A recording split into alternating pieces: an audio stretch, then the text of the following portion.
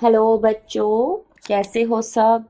आज हम डिस्कस करेंगे पी ब्लॉक एलिमेंट्स की नेक्स्ट डीपीपी। शुरू करते हैं हम अपने पहले क्वेश्चन से। विच of the following is a monobasic acid. तो मोनोबेसिक एसिड का मतलब क्या है? Gives one H positive. मतलब कि क्या होगा? वन एसिडिक हाइड्रोजन उसके पास प्रेजेंट होगा। एसिडिक हाइड्रोजन कौन सा होगा? जो ज्यादा इलेक्ट्रोनेगेटिव एलिमेंट के साथ बॉन्ड बना रहा होगा, जैसे कि ऑक्सीजन के साथ। तो सबका स्ट्रक्चर हम यहाँ पर बनाते हैं, उससे हमें पता चल जाएगा। फर्स्ट है H3PO4। H3PO4 का स्ट्रक्चर हमारा क्या होगा? एक डबल बॉन्ड O होता है, फॉस्फोरस 5 बॉन्ड बनाएगा, तो एक डबल बॉन्ड O बनाएगा और 3 बॉन्ड बनाएगा सिंगल OH के साथ। ठीक है, तो यहाँ पर क्या है? 3 एसिडिक हाइड्रोजन्स आर प्रेजेंट। तो यहाँ पर इसको मेंशन कर देंगे हम। यहाँ पर क्या है? 3 एसिडिक हाइड्रोजन्स।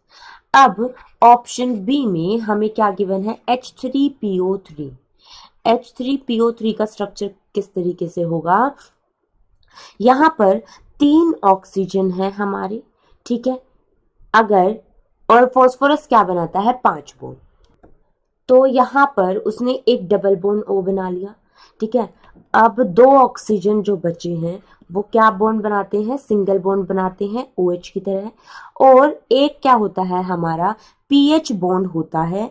यहाँ पर ये जो फॉस्फोरस के साथ हाइड्रोजन अटैच्ड है, ये एसिडिक नहीं होगा, क्योंकि फॉस्फोरस और हाइड्रोजन की ऑलमोस्ट सिमिलर इलेक्ट्रोनेगेटिविटीज होती हैं। ठीक है, यहाँ पर क्या एसिडिक हाइड्रोजन है? कितने? 2 एसिडिक हाइड्रोजन, जो कि इलेक्ट्रोनेगेटिव एटम से अटैच्ड है। अब बात करते हैं ऑप्शन सी में H3PO2 के स्ट्रक्चर की। इसमें क्या होगा? फॉस्फोरस एक डबल बॉन्ड O बनाएगा, एक और ऑक्सीजन बचा, एक ऑक्सीजन क्या करेगा? OH के थ्रू सिंगल बॉन्ड बनाएगा। बाकी जो 2 हाइड्रोजन बचे हैं वो क्या बनेंगे? पीएच पीएच बॉन्ड बना देंगे। तो यहां से कितने एसिडिक हाइड्रोजन हो गए? 1 एसिडिक हाइड्रोजन, और जिसकी वजह से ये क्या हो जाएगा? Monobasic acid. तो ऑप्शन सी यहां से क्या हो जाएगा? Correct answer. ऑप्शन डी में जो स्ट्रक्चर है ग्रुप 16 का है, वैसे तो वो सल्फर जो एलिमेंट है, बट ये इतना कॉमनली यूज्ड है हमारा स्ट्रक्चर H2SO4 का कि हमें पता होता है, क्योंकि फर्स्ट चैप्टर से हम H2SO4 के बारे में पढ़ते आ रहे हैं। ठीक है, तो ये हो गया सल्फर, ये डबल बॉन्ड O। ठीक है, यहाँ पर क्या होते हैं? 2 डबली बॉन्डेड ऑक्सीजन होते हैं और 2 सिंगली बॉन्डेड ऑक्सीजन रहेंगे थ्रू OH। तो यहाँ पर भी हमारा क्या है? 2 एसिडिक हाइड्रोजन प्रेजेंट है। क्लियर? तो यहाँ पर भी ये क्या हो जाएगा? Dibasic acid. तो हमें मोनोबेसिक पूछा था, option C is the correct answer. Next देखो, ammonia on reaction with concentrated H2SO4 gives. अब यहाँ पर जो हमारी रिएक्शंस होती हैं पी ब्लॉक में, वो बिल्कुल हमें पता होनी चाहिए। बहुत सारी रिएक्शंस तो हमारी क्या होती हैं? बहुत इंपॉर्टेंट, जो कि हम लेक्चर में पढ़ेंगे। तो यहाँ पर देखो, ये रिएक्शन हमारी किस तरीके से होती है? जब अमोनिया हमारा कंसंट्रेटेड H2SO4 के साथ रिएक्ट करेगा, ठीक है, तो यहाँ पर देखो ये H पॉजिटिव ले लेगा। NH3 जो है यहाँ से H पॉजिटिव ले लेगा, क्योंकि H2SO4 क्या देगा? 2H positive plus SO4 2 negative. ठीक है, मान लो बैलेंसिंग के लिए मैंने 2 अमोनिया ले लिया। अब ये 2 अमोनिया इस H पॉजिटिव के साथ रिएक्ट करके हमें क्या देंगे? NH4 पॉजिटिव देंगे। ठीक है, अब ये NH4 पॉजिटिव 2NH4 पॉजिटिव हो गया, और ये कटायन हो गया, और ये SO4 2 नेगेटिव एनायन हो गया। तो ये हमारा कौन सा स्ट्रक्चर बनाएगा? कटायन प्रेजेंट रहेगा एनायन के साथ, तो ये सोल्ट बन जाएगा अमोनियम सल्फेट। ठीक है, क्लियर है सबको किस तरीके से रिएक्शन हुई? ये भी हमने देख लिया है। तो यहां से इस तरीके से मैं यहां पर लिख सकती हूँ, अमोनिया प्लस H पॉजिटिव क्या देगा? NH4 positive. ठीक है, अब ये NH4 पॉजिटिव और SO4 2 नेगेटिव मिलके हमारा ये कंपाउंड बनाते हैं। ठीक है, बैलेंस कर दी मैंने। क्लियर? तो यहां से ऑप्शन सी क्या आ जाएगा? Correct answer of this question.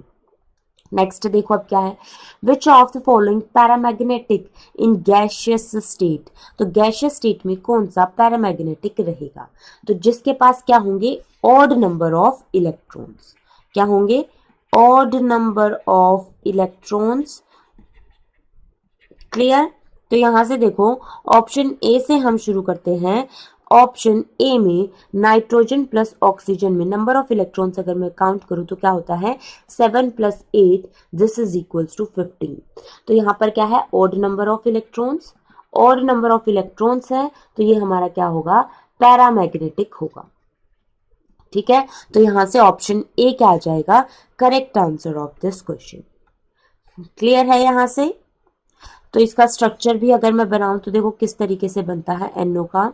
यहां पर NO, नाइट्रोजन के पास 5 इलेक्ट्रॉन है, ऑक्सीजन के पास क्या है 6, ये डबल बॉन्ड बना लेगा तो नाइट्रोजन के पास ये क्या रहता है, एक अनपेयर्ड इलेक्ट्रॉन होता है। ठीक है, ये हो गया हमारा अनपेयर्ड इलेक्ट्रॉन, जिसकी वजह से यहां पर क्या हो जाएगा, पैरामैग्नेटिज्म होता है। जबकि किसी और स्ट्रक्चर में अनपेयर्ड इलेक्ट्रॉन हमारा नहीं होगा, इवन नंबर ऑफ इलेक्ट्रॉन्स ही होते हैं। SO2 में क्या होता है, 16 + 16 is equals to 32।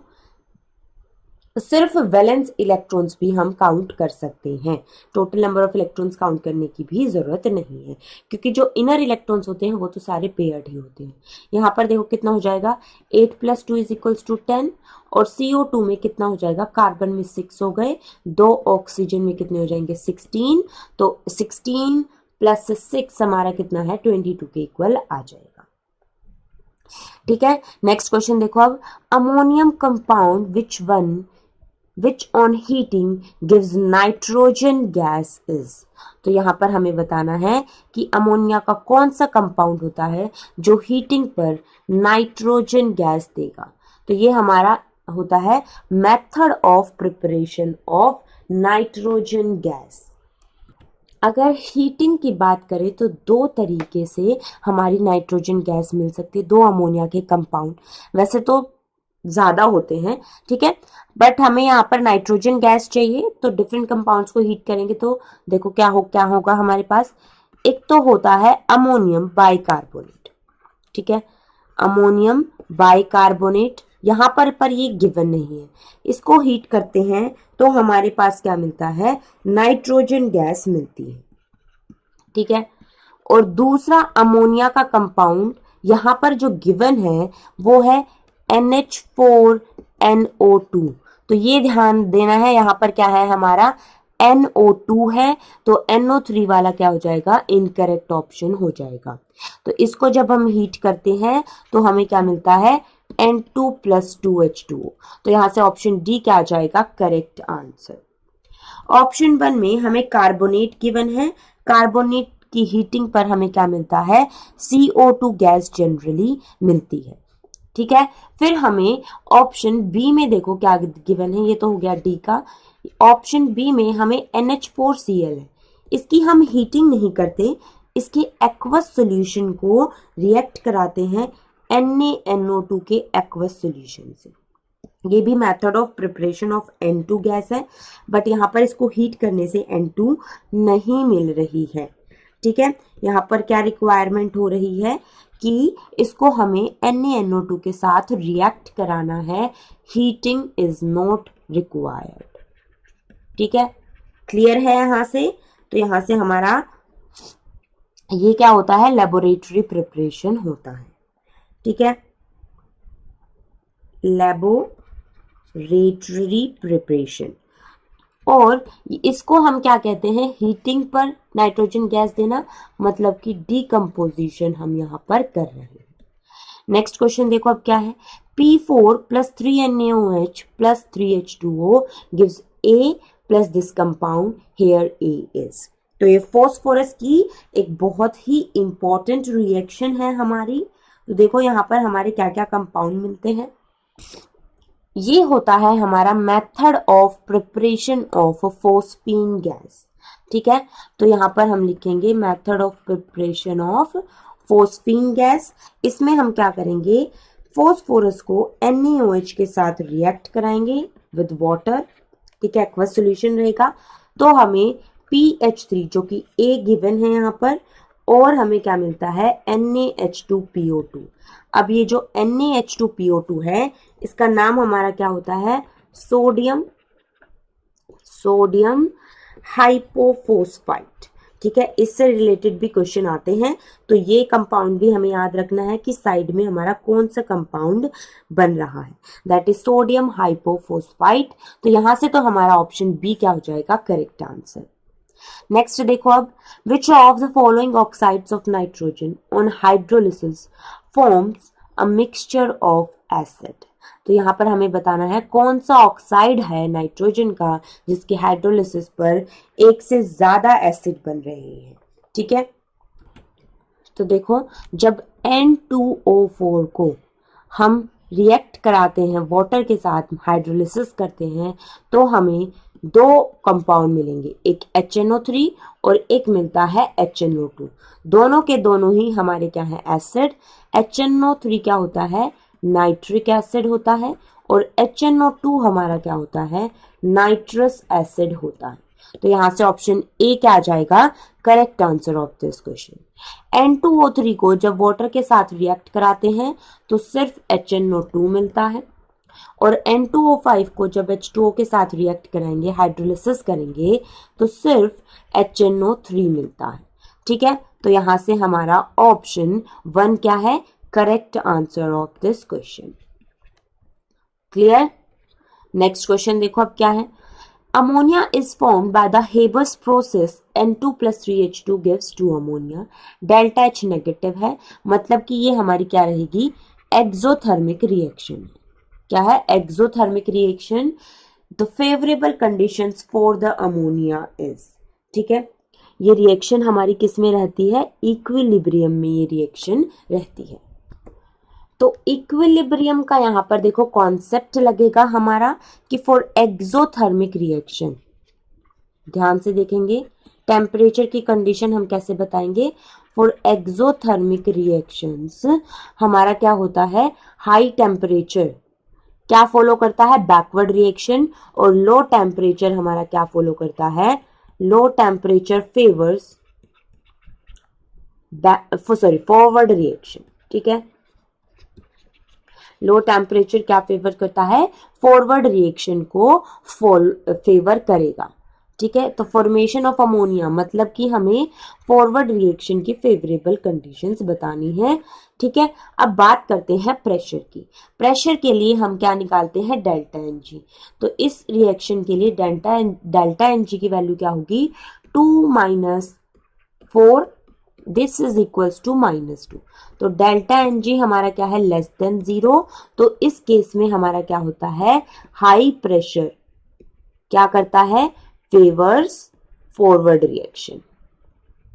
High pressure क्या करेगा, फॉरवर्ड रिएक्शन को फेवर करेगा। जहां पर नंबर ऑफ मोल्स कम होते हैं, रिएक्शन वहां पर मूव करती है हाई प्रेशर पर। तो यहाँ पर प्रोडक्ट साइड पर नंबर ऑफ मोल्स कम है तो वहां पर फेवर करेगी। तो ऑप्शन ए यहां से क्या आ जाएगा, correct answer, low temperature and high pressure. Next question देखो अब क्या है, the correct sequence of bond angle in NH3, ठीक है, PH3 एंड ASH3 इज।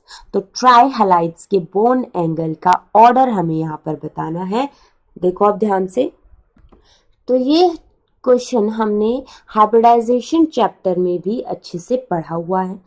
इसमें क्या होता है, डाउन द ग्रुप हमारा एनर्जी गैप क्या होगा, इंक्रीज हो जाएगा बॉन्डिंग ऑर्बिटल्स में। ठीक है, यहां पर अगर मैं बात करूं NH3 की हाइब्रिडाइजेशन क्या होती है, sp3 विद 1 लोन पेयर। ठीक है, क्या होती है, sp3 विद 1 लोन पेयर।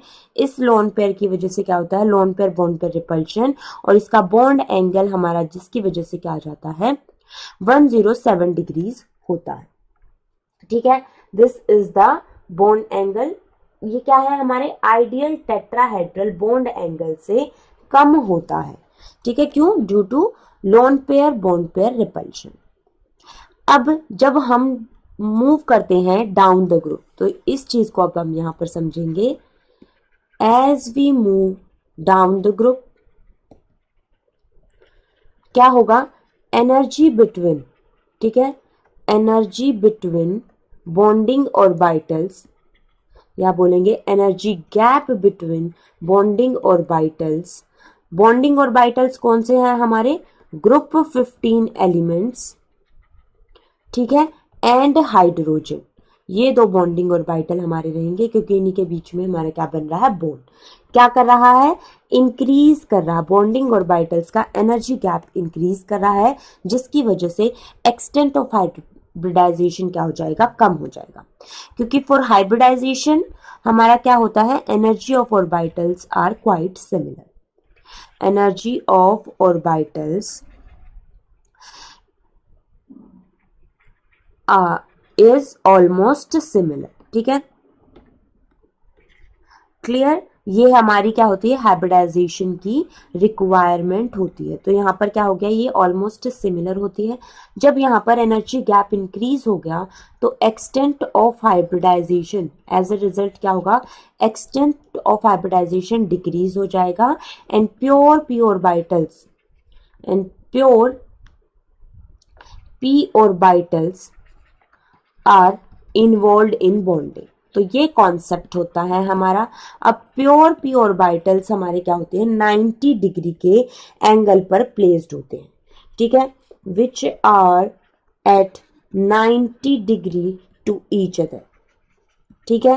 तो डाउन द ग्रुप हमारा क्या होगा, बॉन्ड एंगल डिक्रीज कर रहा है, देयरफॉर डाउन द ग्रुप हमारा क्या होगा, down the group bond angle decreases from 107 degree to 90 degrees. Clear है सबको। तो यहां से देखो डाउन द ग्रुप किस में हमारा डिक्रीज कर रहा है, अमोनिया सबसे कम हो जाएगा, सॉरी सबसे ज्यादा हो जाएगा, उससे कम pH3, और उससे भी कम किस में हो जाएगा, ASH3, और उससे भी कम SbH3 में, ठीक है। फिर लास्ट में हमारा बिस्मथ का आता है। यहाँ पर आर्सेनिक तक ही गिवन है, जिससे हमारा ऑप्शन सी मैच हो रहा है। तो option C is the correct answer of this question. Next question देखो अब क्या है, PCl5 exist but NCl5 does not exist because.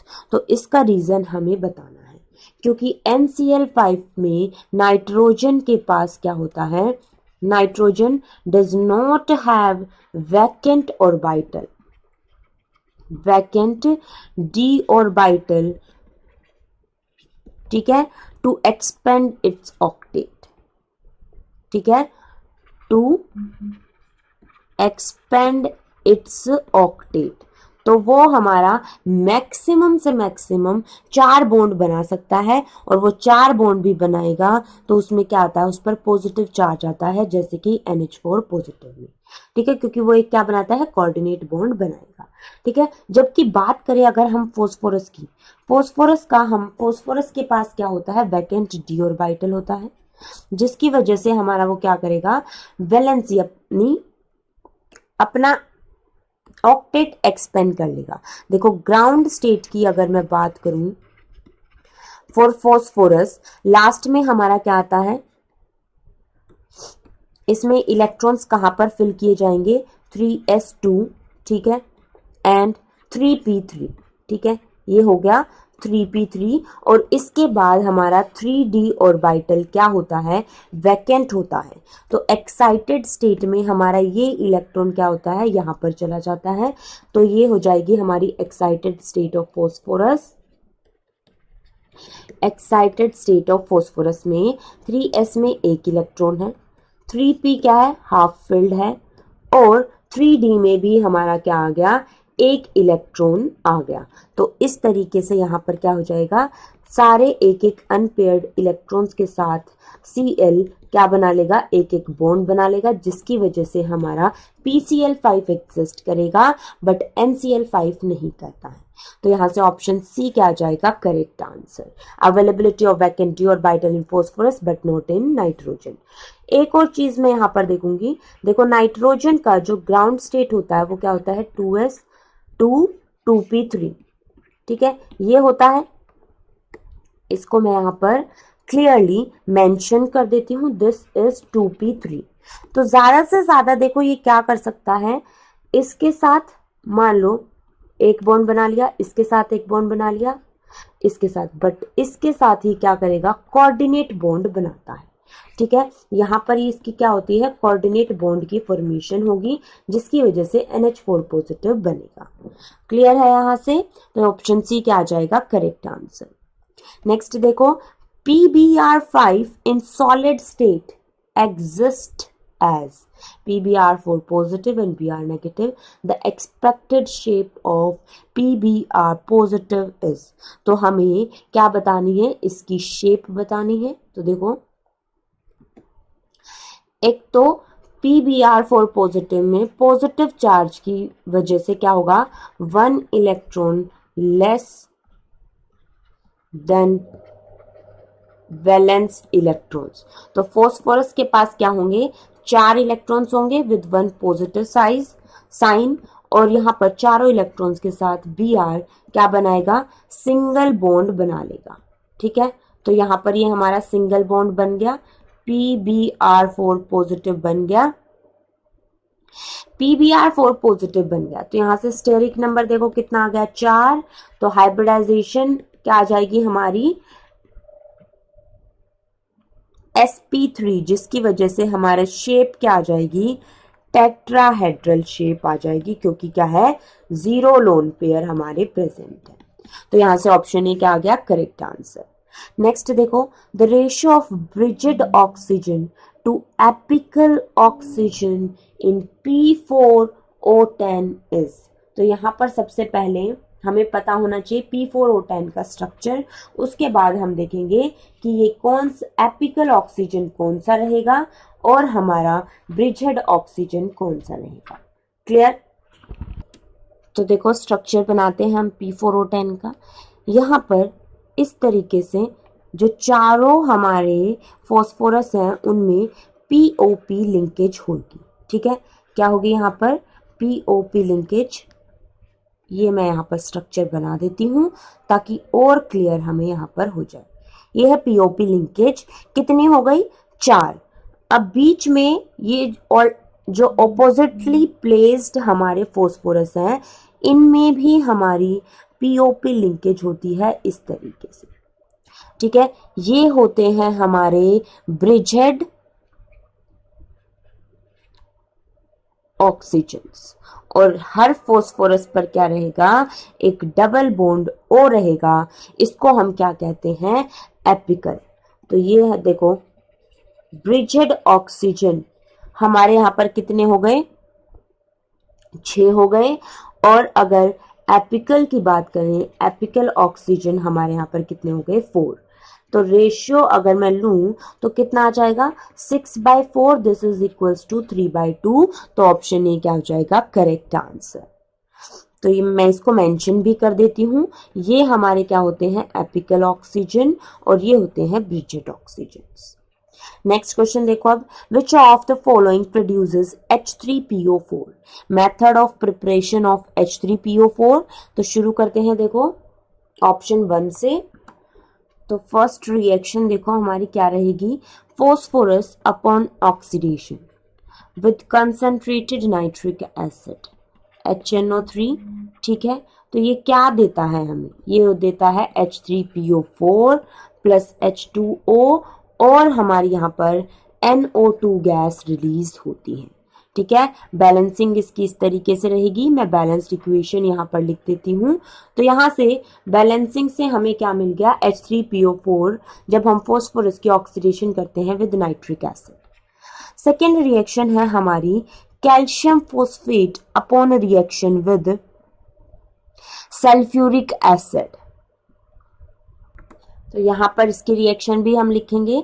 P block हमें क्या है, मेनली स्ट्रक्चर्स और रिएक्शंस के लिए ही पढ़ना है। ठीक है, तो यहाँ से देखो कैल्शियम फॉस्फेट का फॉर्मूला क्या होता है, Ca3PO2। ठीक है, जब इसको हम H2SO4 के साथ रिएक्ट कराते हैं तो हमारा क्या बनता है, एक्सचेंज ऑफ आयंस यहाँ पर होता है। ठीक है, कैल्शियम के साथ सल्फेट आ जाएगा, और ठीक है हाइड्रोजन के साथ हमारा फॉस्फेट आ जाएगा। तो इस तरीके से हमारा क्या बन जाएगा, H3PO4। लास्ट रिएक्शन ऑप्शन 3 में हमें क्या गिवन है, कंप्लीट हाइड्रोलिसिस ऑफ P4O10। तो हाइड्रोलिसिस मतलब वाटर के साथ इसकी रिएक्शन कराएंगे। तो जब इसकी हाइड्रोलिसिस करते हैं तो सिर्फ और सिर्फ हमें क्या मिलता है, फॉस्फोरिक एसिड मिलता है, फॉस्फोरस मिलता है, सॉरी फॉस्फोरिक एसिड हम इसको बोलते हैं, और ऑर्थोफॉस्फोरिक एसिड भी बोलते हैं। तो यहाँ से सब में H3PO4 हमें मिल रहा है, तो इसकी वजह से हमारा जो ऑप्शन 4 है वो क्या हो जाएगा, correct answer of this question option D. Next देखो अब क्या है, in which of the following the produced gas in product is not NO2। तो यहाँ पर हमें कुछ मेटल्स हैं जिनकी रिएक्शन बतानी है कंसंट्रेटेड HNO3 के साथ, और हमें बताना है कि प्रोड्यूस्ड गैस जो है वो NO2 नहीं होगी। देखो शुरू करते हैं हम कॉपर से। फर्स्ट ऑप्शन में कॉपर हमें गिवन है, ठीक है। कॉपर को जब हम कंसंट्रेटेड HNO3 के साथ हीट करेंगे, ठीक है, यहाँ पर ये क्या है, कंसंट्रेटेड HNO3, तो हमें क्या मिलता है, CuNO3 twice plus NO2 plus 2 water. तो जब हम कॉपर को कंसंट्रेटेड HNO3 के साथ हीट कर रहे हैं तो बिल्कुल हमें क्या मिल रहा है, यहाँ पर NO2 मिल रहा है। नेक्स्ट है हमारा मैग्नीशियम। मैग्नीशियम को जब हम ट्रीट करेंगे कंसंट्रेटेड HNO3 के साथ तो हमें क्या मिलेगा, तो देखो यहाँ पर जो प्रोडक्ट हमें मिलेगा दैट इज मैग्नीशियम नाइट्रेट, ठीक है। मैग्नीशियम का नाइट्रेट होगा प्लस H2O, क्लियर, और साथ में जो गैस होगी हमारी नाइट्रोजन की वो होगी N2O। तो मैग्नीशियम के केस में हमें क्या मिलता है, N2O मिलता है, ना कि NO2। अब बात करते हैं टिन प्लस कंसंट्रेटेड HNO3 की, और आयरन के साथ उसकी रिएक्शन क्या होगी। तो यहाँ पर थोड़ा सा एक डिफरेंट प्रोडक्ट हमें मिलता है, दैट इज मेटास्टेनिक एसिड, जिसका फॉर्मूला होता है H2SNO3, और साथ में हमारा क्या मिलेगा, NO2 गैस। क्लियर है, इसको हम क्या कहते हैं, नाम लिखेंगे मेटास्टेनिक एसिड। क्लियर। आयरन के साथ देखो अब, तो देखो हमारे जनरली जो कंसंट्रेटेड HNO3 है, सबसे पहले देखो कंसंट्रेटेड HNO3 के साथ अगर मैं zinc, iron, lead, copper, Ag and Hg इनकी रिएक्शन करा रही हूं तो हमें NO2 गैस मिलती है। ये एक जनरल है, इसको हम याद रखेंगे, प्लस मेटल नाइट्रेट मिलेगा, ठीक है, और साथ में वाटर रिलीज होगा। बट यहाँ पर रिएक्शन एक और होगी, अगर कंसंट्रेटेड HNO3 के साथ मैं SN टिन लिखती हूं तो हमारा NO2 प्लस H2SNO3 प्रोड्यूस होता है, ठीक है। बाकी सब में इन केसेस में क्या रहेगा, मेटल नाइट्रेट हमारा मिलेगा, तो Fe के केस में भी हमारा क्या मिलेगा, नाइट्रेट ही मिलेगा। क्लियर है सबको। तो ये जनरलाइज स्टेटमेंट यहाँ पर याद रखना, तो इससे हमें ये भी पता चल जाएगा कि Cu के साथ NO2 मिल रहा है, Sn और Fe के साथ NO2 मिल रहा है, बट Mg के साथ NO2 नहीं मिलेगा, ठीक है। यहाँ पर हमारी रिएक्शन क्या रहेगी, देखो FeNO3 थ्राइस प्लस, अच्छा सॉरी, यहाँ पर क्या होगा, FeNO3 twice plus NO2 plus water. Clear है यहाँ से। नेक्स्ट क्वेश्चन देखो अब क्या है, the highest boiling point among the following is shown by. तो अब हमें बॉइलिंग पॉइंट ऑफ हैलाइड्स के बारे में बताना है। तो इसमें क्या होगा, it increases up to, boiling point हमारा क्या होगा, increases up to antimony and then decreases in bismuth. तो हाईएस्ट किसका होता है, हमारा SbH3 का। नेक्स्ट क्वेश्चन देखो, which of the following compound on hydrolysis form white turbidity. तो व्हाइट टर्बिडिटी हमें बतानी है। देखो अब रिएक्शन ऑफ वाटर हम देखेंगे, ठीक है। NCl3 क्या होता है, नॉन पोलर इन नेचर होता है, तो ये हमारा वाटर के साथ डिफरेंटली रिएक्ट करता है। इसकी जो रिएक्शन होती है वो किस तरीके से होती है, NCl3 प्लस वाटर हमारा रिएक्ट करके बनाता है अमोनिया प्लस HOCl। ठीक है, क्या बनाता है? Ammonia plus HOCl। अब इसमें यहाँ पर किसी का भी वाइट कलर नहीं होता है। क्लियर? अब देखो सेकेंड रिएक्शन हम देखेंगे PCl3 को जब वाटर के साथ रिएक्ट कराएंगे तो हमें मिलता है H3PO3 प्लस HCl। ठीक है, इसमें से किसी का भी वाइट कलर नहीं होता। फिर है आर्सेनिक, AsCl3 को वाटर के साथ रिएक्ट कराते हैं तो हमें मिलता है HaSO2, जो कोई भी वाइट कलर का नहीं होता। तो लास्ट में SbCl3 जो हमारा रिएक्ट करेगा वाटर के साथ, वो बनाता है SbOCl, जो जिसकी वजह से हमारी क्या होती है? टर्बिडिटी होती है प्लस 2HCl। तो यहाँ से ऑप्शन डी क्या हो जाएगा? Correct answer. और इसको हम काफी जगह इसको हम क्या लिखते हैं? टिन हाइड्रोक्साइड जो इसका बनेगा वो हमारा क्या होता है? वाइट कलर का। तो जिसकी वजह से क्या होती है? वाइट टर्बिडिटी अपीयर होती है। क्लियर है सबको? This is white in colour, तो option D is the correct answer. यहाँ पर भी हमारा क्या होता है? काफी जगह आर्सेनिक हाइड्रोक्साइड भी होता है, जैसे कि ASOH हम यहाँ पर लिखेंगे आर्सेनिक हाइड्रोक्साइड का फॉर्मूला। या फिर यहाँ पर काफी जगह पर क्या होता है? इसको ओपन करके लिख सकते हैं H3ASO3।